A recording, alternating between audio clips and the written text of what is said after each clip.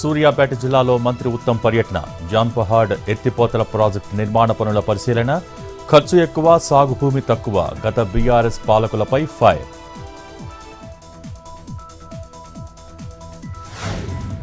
నారాయణపేట జిల్లాలో మంత్రి వాకిటి శ్రీహరి పర్యటన, ఇందిరమ్మ ఇళ్ల లబ్ధిదారులకు మంజూరు పత్రాలు అందజేత, డబుల్ బెడ్రూమ్ ఇళ్లు ఇస్తామని గత ప్రభుత్వం మోసం చేసిందని విమర్శలు.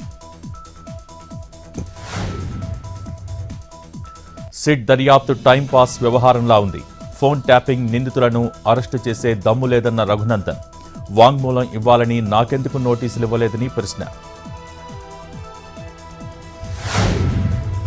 లబ్ధిదారులకు దీపావళి నాటికి టిట్కో ఇళ్లు అందజేస్తాం.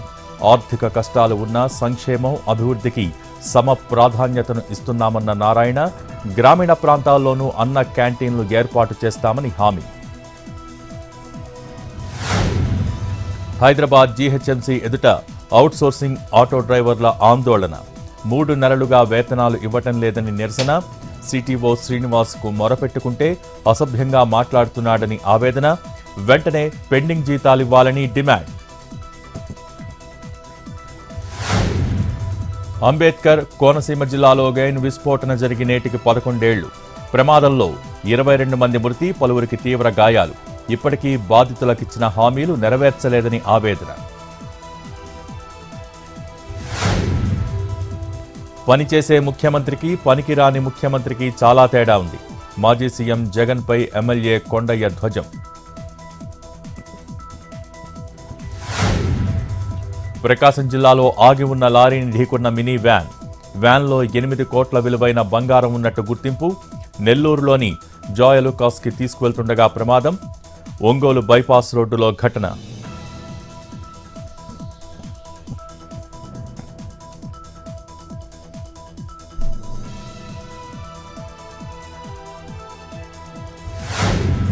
నల్గొండ జిల్లాలో ఎస్ఎఫ్ఐ విద్యార్థి సంఘాల ఆందోళన. మిర్యాలగూడ నారాయణ హైస్కూల్లో నిబంధనలు పాటించడం లేదని ఆరోపణ. అనుమతి లేని చోట పుస్తకాలు విక్రయిస్తున్నారని అధికారులకు ఫిర్యాదు. పుస్తకాలు నిల్వ చేసిన గదిని సీజ్ చేసిన ఎంఈఓ.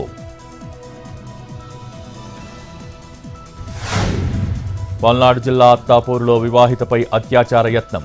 భర్త రావడంతో పరారైన అదే గ్రామానికి చెందిన యువకులు. మనస్తాపంతో వివాహిత ఆత్మహత్యాయత్నం. జీజీహెచ్ ఆసుపత్రికి తరలింపు. బీఆర్ఎస్ హయాంలో ప్రజాస్వామ్యమే లేదు, అంతా ఏకఛత్రాధిపత్యం నడిచిందన్న జూపల్లి. కేసీఆర్ పాలనపై తీవ్ర విమర్శలు.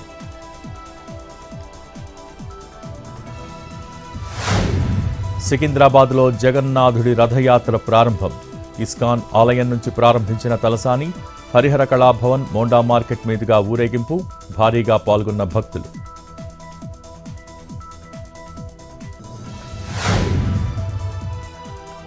ఖమ్మం జిల్లా సూరయ్య బంజరులో రెచ్చిపోయిన కబ్జాదారులు. ఎన్ఎస్పీ కాల్వ కట్టను ధ్వంసం చేసి భూ కబ్జా. అనుమతి లేకుండా మట్టిని అమ్ముకుని వేల రూపాయలు వసూళ్లు. ప్రకృతి వనం స్థలంలోని మొక్కలు తొలగించి అక్రమంగా మట్టి తరలింపు అధికారుల కనుసనలోనే జరుగుతోందని ఆరోపణలు.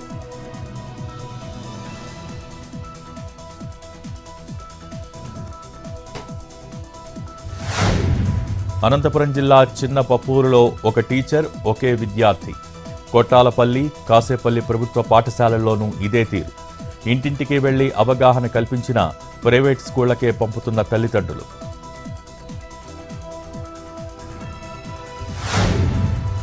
ఏలూరు జిల్లా రావుచెర్లలో విగ్రహాల వివాదం. పాత లైబ్రరీ స్థలంలో శ్రీకృష్ణుడి విగ్రహం పెట్టిన ఓ వర్గం. గణపతి, అంకమ్మ తల్లి విగ్రహాలు ప్రతిష్ఠించిన మరో 2 వర్గాలు. తమ విగ్రహాలకు అడ్డుగా పెట్టారంటూ 3 వర్గాల నేతల వాగ్వాదం.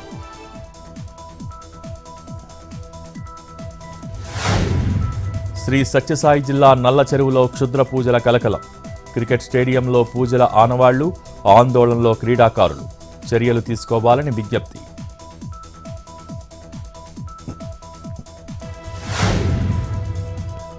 వరంగల్ ఎంజీఎం ఆసుపత్రిలో త్రుటిలో తప్పిన ప్రమాదం. ఆసుపత్రిలోని సర్జికల్ వార్డు వద్ద పెచ్చులూడిన భవనం పైకప్పు. ఒక్కసారిగా భయాందోళనకు గురైన రోగులు, హాస్పిటల్ సిబ్బంది. శిథిలావస్థకు చేరిన మరమ్మతులు చేయించడం లేదని అధికారులపై ఫైర్.